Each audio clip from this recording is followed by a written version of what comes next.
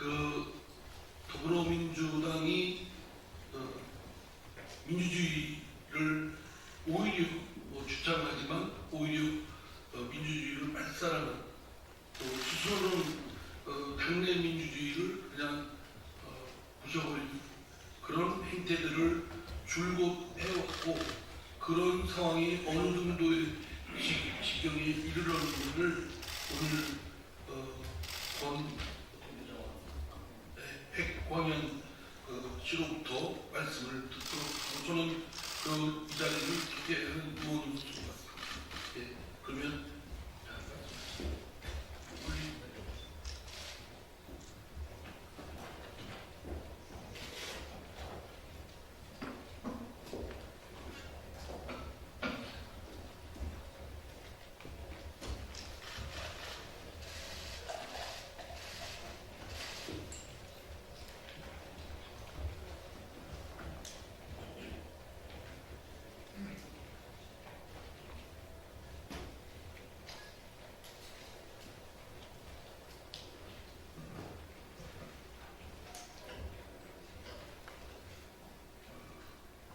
안녕하십니까. 저는 더불어민주당 권리당원이자 최근 이재명 민주당 대표 직무정지 소송을 낸 대표 소송인 백광현입니다. 저는 지난 월요일 더불어민주당으로부터 당 최고 수준 징계인 제명 통보를 받았습니다. 소감부터 말씀드리자면 우리나라를 침략한 오랑캐들에게 저의 국적을 박탈당한 그런 기분이었습니다. 더불어민주당 경기도당 윤리위원회에 따르면 제가 이재명, 이해찬, 성영길 등 전현직 당대표와 국회의원들에 대한 허위사실을 저희 유튜브 채널에서 유포하여 당의 명예를 훼손하였다라는 이유였습니다. 우선 결론부터 말씀드리면 저는 허위사실을 유포하는 바가 없습니다. 그간 수차례 이재명 측근들로부터 허위사실 관련 고소고발을 당했지만 단 한 번도 인정받은 적이 없었습니다. 모두 무혐의 처리된 바 있습니다. 이후에라도 만약 제가 허위사실을 유포한 사실이 밝혀진다면 저는 법적 책임을 달게 받을 용의가 있습니다.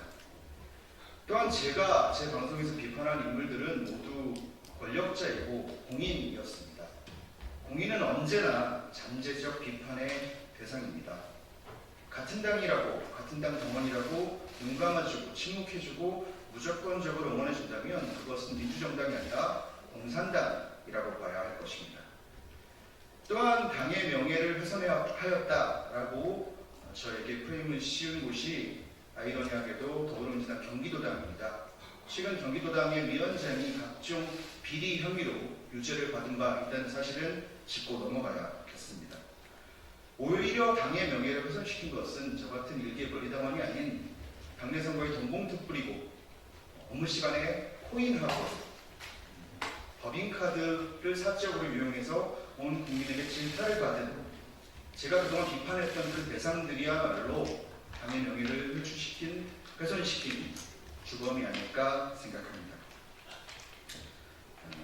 그분들이 당의 명예를 훼손시켰다는 것은 온 국민은 물론이고 개딸들을 제외한 온 당원들도 이미 알고 있는 사실입니다. 민주당은 제가 제 유튜브 방송을 통해 마치 이재명의 장애를 조롱하고 소수자를 공격했다라는 프레임을 씌워서 저를 매도했습니다. 제가 수년간 방송을 했는데 제 방송 전체 중에 찾아낸 부분이 고작 그 정도라면 차라리 뿌듯합니다. 그런데 민주당은 몰랐겠지만, 민주당에게는 안타까운 일이겠지만 제가 그 장애인입니다. 장애인증도 갖고 있고 장애인 등급도 받은 제가 장애인이고요. 그리고 권력자들보다는 제가 소수자겠지요. 장애를 단 한 번도 이용하고 싶지 않았습니다. 오히려 그 장애를 정치적으로 이용해 왔던 사람은 이재명 대표입니다. 실제로 장애 등급이 있으신지도 모르겠는데 실제로 장애인인지도 모르겠습니다. 그 장애를 정치적으로 선거에 이용한 사람은 이재명입니다. 가족에게 쌍욕한 것이 드러나면 슬픈 가족사로 둔갑시키면서 프레임을 전환하는 그 못된 버릇을 이번에도 한 것이라고 생각합니다. 저의 징계는 절차상의 하자도 명백합니다. 저는 처음 윤리위 참석을 했습니다. 직접 참석해서 소명을 했고요. 당시 윤리위원장은 분명 추가로 기일을 더 열겠다.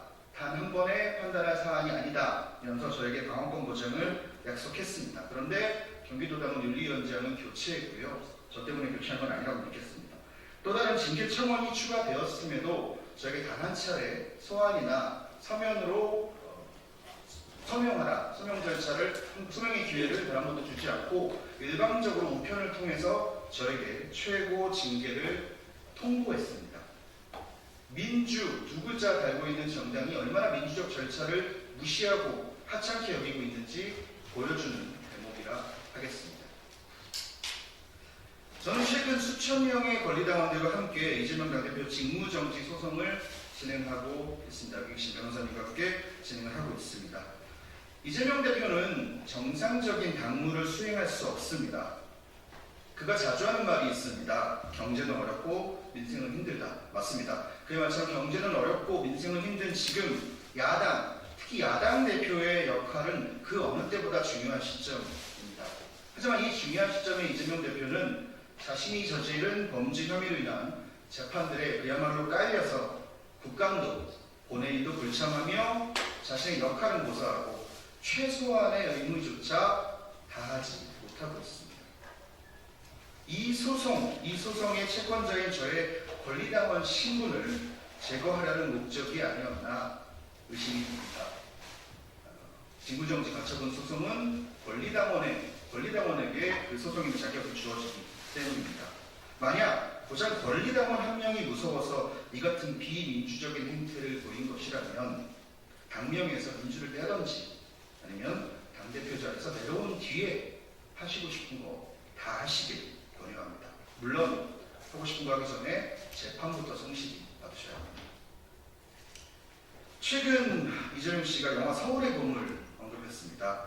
물론 그 전부터 독재자들에 대한 날선 비판 많이 날렸었습니다. 하지만 그때마다 더불어민주당 당원 입장에서 참 공허하고 부끄러웠습니다. 이재명 대표를 비판하는 당원들을 향한 측근들의 무차별적인 고소고발이 있었습니다.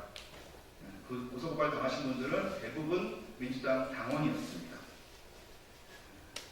그리고 오늘과 같은 자신의 힘을 이용한 제명, 당원권 정지 등의 징계, 힘으로, 고발로 자신을 비판하는 시민들의 입을 막는 작태는 그가 그리고 그들이 그토록 비판했던 독재자들의 모습과 다를 바 없습니다. 저는 영화 서울의 봄 이전에 민주당의 과연 봄은 올 것인가를 고민할 수밖에 없었습니다. 저에게 내부 총질이라는 표현을 많이 씁니다. 내부 총질이라는 표현은 참으로 참담합니다. 진영주의 탈피는 민주당 세 분 대통령들의 일관된 바람이었습니다. 같은 진영이라도, 같은 당이라도 이의가 있으면, 잘못을 했으면 이의 있다고 손들고 외치라고 배웠고요. 행동하지 않는 양심은 적의 편이라고 배웠습니다. 담벼락에 욕이라도 해야 한다고 그렇게 배웠습니다. 우리 안에 부도덕을 청산하자, 원리 원칙대로 행동하자는 것은 내부 총질이 아닌 내부 청소입니다. 국민들을 향한 지지 호소, 총선 앞두고 국민들을 향해 지지해달라는 호소들 많이 하실 텐데요. 국민들을 향한 지지 호소는 이 내부 청소를 마친 후에 시작하는 것이 당연하다고 생각합니다. 저는 제 권리를 되찾기 위해서 법적 조치를 비롯한 모든 조치를 끝까지 할 예정입니다. 그것이 민주당 다움이라고 저는 배웠습니다. 이상입니다.